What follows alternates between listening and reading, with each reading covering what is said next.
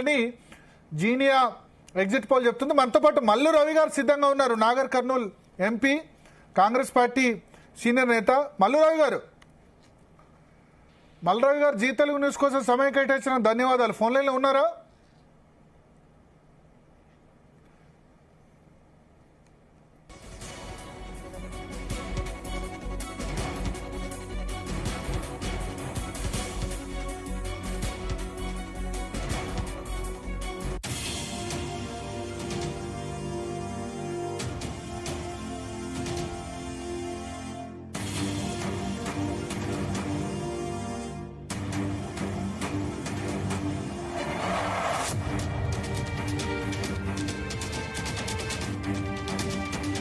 Tight contest చెప్తోంది. G news సంస్థ artificial exit poll నిర్వహించింది. దాని ప్రకారం కొంచెం ఎడ్జ్ ఆమ్ ఆద్మీ పార్టీకి ఉంటుంది. బీజేపీ కూడా 36 సీట్స్ ఎవరు వస్తే వాళ్ళు గవర్నమెంట్ ఫామ్ చేస్తారు.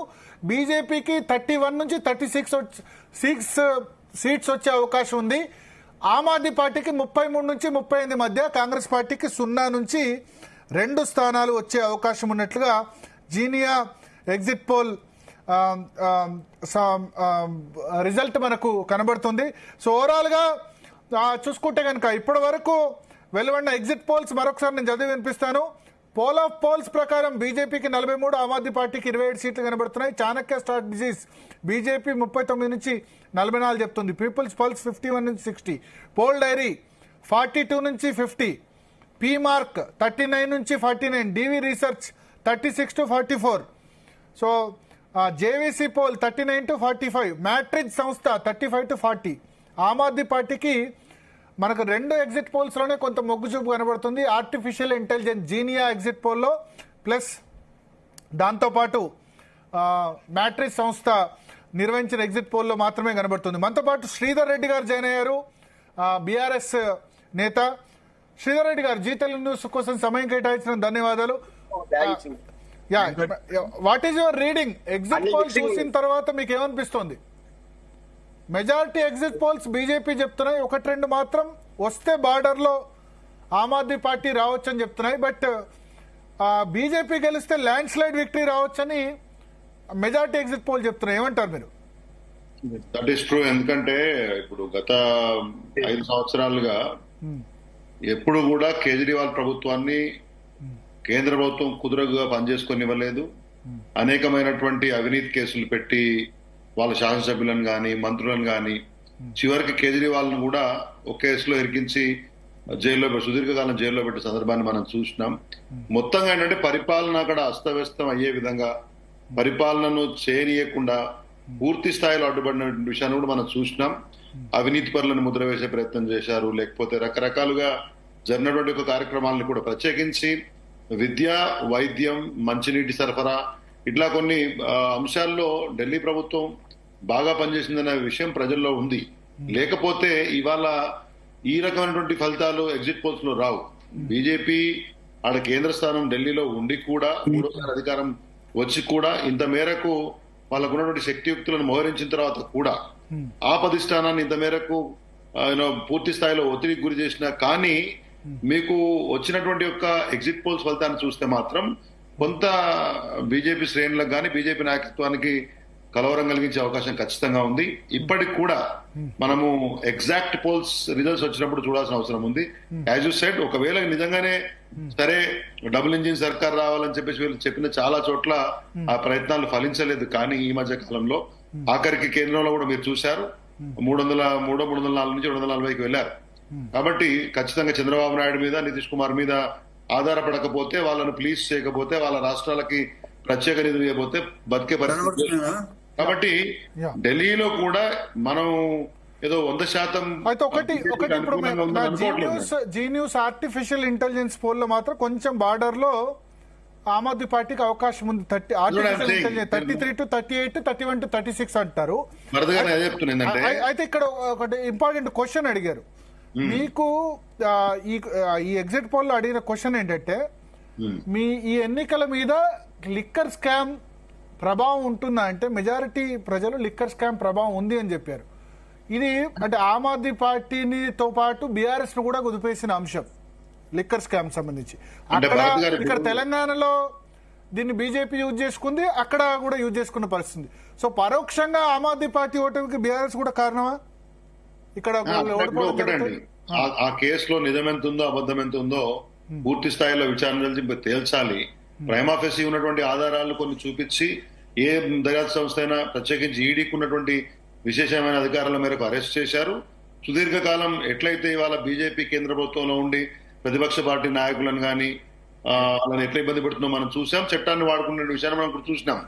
అదే పూర్తి స్థాయిలో ఇంకా ఉంటే దానిలో 100% కేజ్రీవాల్ గారు తప్పు చేసిండ్రు అని అనుకొని ఉంటే ఈ పరిస్థితులు ఉండవు. నెంబర్ 1, ఎందుకంటే మీరే ఇప్పుడు మీ పోల్ జీ న్యూస్ రిజల్ట్ లో ఏ రిజల్ట్స్ లో ఒకలాగా ఉందని, మిగతా వాటిలో బొటాబొటిగా ఇటు కానీ అటు కానీ మెజార్టీ వచ్చే అవకాశం ఉందని కానీ మనం చూస్తా ఉన్నాం. అంటే ఒకటి భరత్ గారు ఒక నిమిషం.